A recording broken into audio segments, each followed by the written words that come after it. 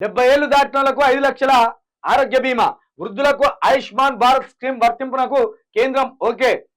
6 లక్షల కోట్ల మందికి సీనియర్ సిటిజన్లకు లబ్ధి, జల విద్యుత్ ప్రాజెక్టులకు 12,000 కోట్లు, 5 ఏళ్లలో 62,500 కిలోమీటర్ల రోడ్లు, ఎలక్ట్రిక్ వెహికల్ సబ్సిడీలకు 14,000 కోట్లు, ఈ డ్రైవ్ ఈ బస్ పిఎస్ఎం స్కీమ్లకు కేబినెట్ ఆమోదం. మొత్తానికి 70 ఏళ్లు దాటిన వాళ్ళకట 5 లక్షల ఆరోగ్య బీమా.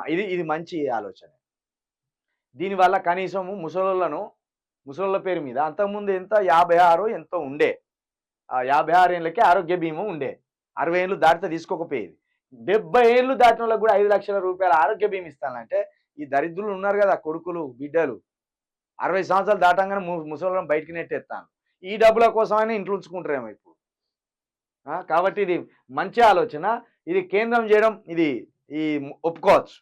ఈ ఎన్డీఏ సర్కారును ఈ 70 ఏళ్ళు దాటిన వాళ్ళకు 5 లక్షల ఆరోగ్య బీమా ఇవ్వడం సంతోషం.